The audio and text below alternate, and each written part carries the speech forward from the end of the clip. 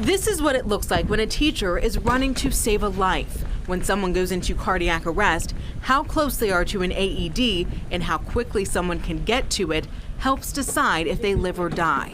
Start CPR. Stephen Knappich is known as Safety Steve within Cincinnati Public Schools.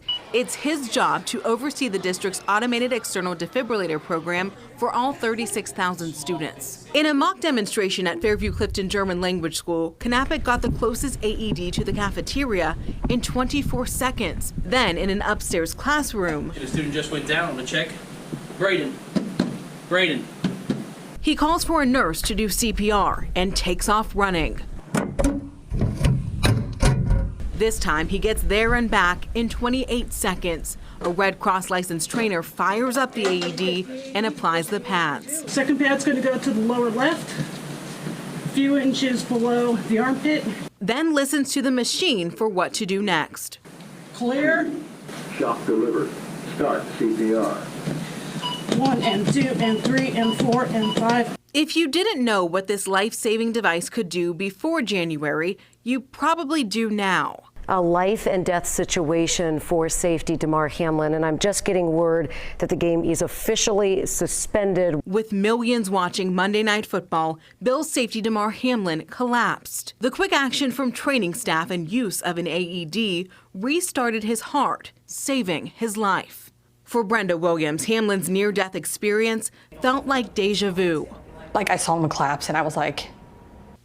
This mom wouldn't have her son Kyle if it wasn't for an AED. It's kind of crazy what triggers your emotions. He was playing soccer in August 2015, unaware he had a heart condition when he went into cardiac arrest. He wouldn't have survived if there wasn't an AED close by. Williams works at Children's Hospital and was a cardiac ICU nurse at the time. Her passion for spreading awareness about CPR and AEDs grew after one saved her son's life. Through Children's Heart Institute, Williams now partners with Project Atom, helping local schools become heart safe with an emergency action plan, AEDs, and training. They talk about like fire drills, that they have to do twice a year, 4 times a year, whatever it is. And how many times in the news have you heard about a school fire? The point is to be prepared in case of emergency. So how prepared is your local school? We requested and combed through public records for all of Hamilton County's 22 public school districts.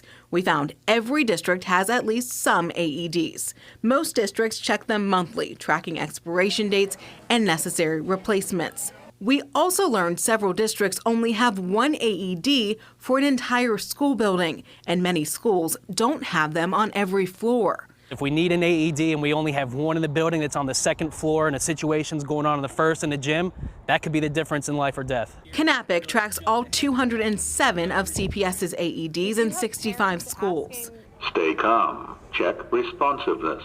Call for help. The district just added 18 more AEDs last year. And during the CPR, another really cool thing that these AEDs do, with their screen, they'll tell you if you're pushing too fast, too slow, too soft, or too hard. We found the cost is a factor for many districts. AED units run roughly $1,000 to $2,000. The pads and batteries both expire and need to be replaced every few years. Staff training and required recertification every 2 years adds on about $50 to $100 each. It's a big cost when you do it, but it's worth it in the long run. And if you ask moms like Brenda Williams, no dollar amount is too much. Shock will be delivered in 3, 2, 1. Now, when someone is in cardiac arrest, their chance of survival decreases 10% for every minute defibrillation is delayed. Legislation moving through the Ohio State House right now would require at least some AEDs in public schools if passed.